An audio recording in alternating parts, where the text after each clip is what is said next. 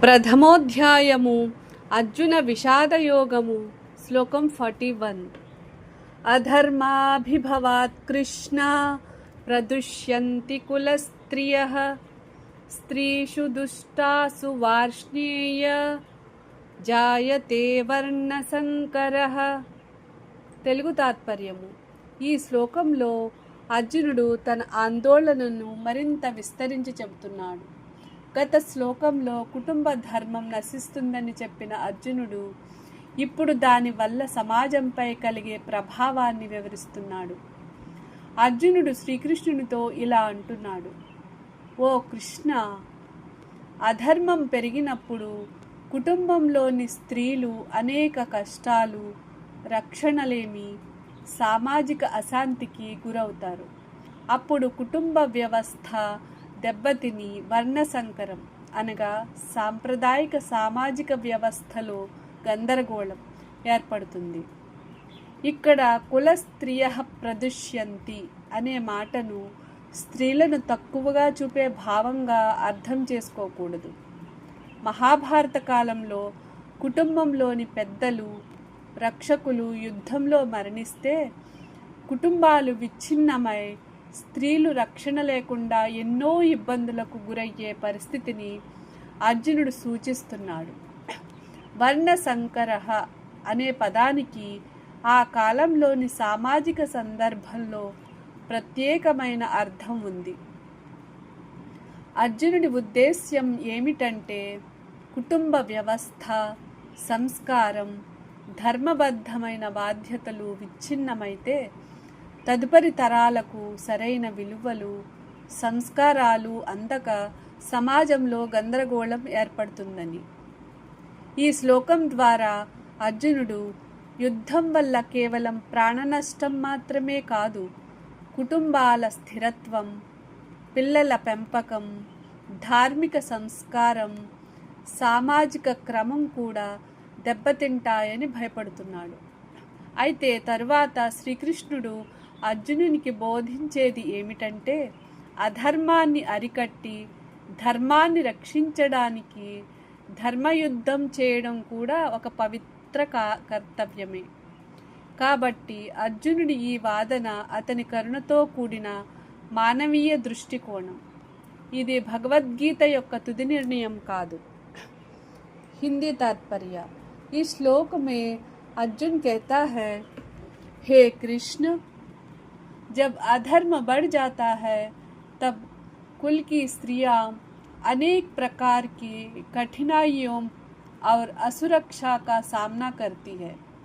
ऐसी स्थिति में परिवार की व्यवस्था बिगड़ जाती है और वर्ण संकर उत्पन्न होता है.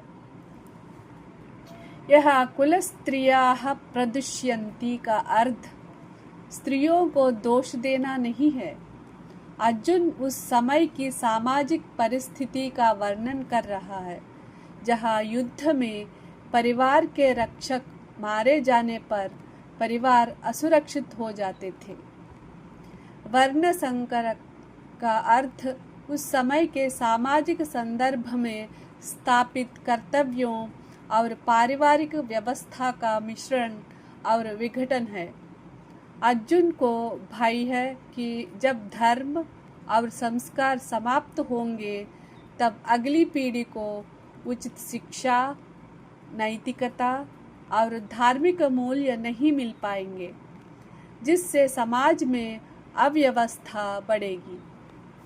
श्री कृष्ण आगे यह स्पष्ट करते हैं कि यदि अधर्म को रोकने के लिए धर्मयुद्ध आवश्यक हो तो उससे पीछे हटना उचित नहीं है. इसलिए यह श्लोक अर्जुन की चिंता को व्यक्त करता है, न कि भगवद गीता का अंतिम सिद्धांत. English meaning. In this verse, Arjuna continues explaining the social consequences of war. He argues that when adharma means unrighteousness becomes dominant after the destruction of families, the stability and protection of households break down. As a result, the women of the family become vulnerable to social disorder and insecurity. The phrase Kulastriya Pradushyanti should be understood in its historical context. Arjuna is not blaming women. Rather, he is expressing concern that the collapse of family structures due to war would expose families to instability and exploitation. The term Varna Sankara has been interpreted in different ways by commentators.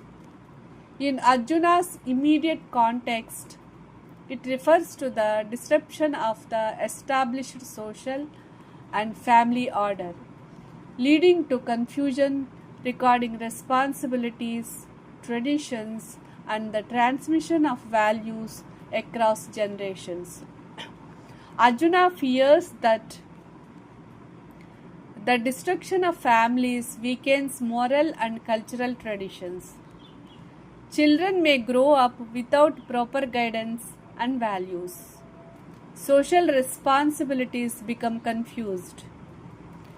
Disorder gradually spreads throughout the society. However, it is important to recognize that this verse expresses Arjuna's concern, not the Bhagavad Gita's final teaching. In the later chapters, Lord Krishna teaches that preserving dharma sometimes requires confronting and defeating unrighteousness. True righteousness is determined not merely by preserving existing social structures, but by acting according to one's righteous duty, means swadharma, with wisdom and without selfish attachment. The essence of this verse is అధర్మం పెరిగితే కుటుంబ వ్యవస్థ బలహీనమవుతుంది. కుటుంబ విలువలు, సంస్కారం, నైతిక బాధ్యతలు క్షీణిస్తాయి. అర్జునుడు యుద్ధం వల్ల సమాజంలో అశాంతి ఏర్పడుతుందనే భయాన్ని వ్యక్తం చేస్తున్నాడు. శ్రీకృష్ణుడు తరువాత ధర్మరక్షణ కోసం అవసరమైన కర్తవ్యాన్ని నిర్వర్తించటం శ్రేష్టమని బోధిస్తాడు.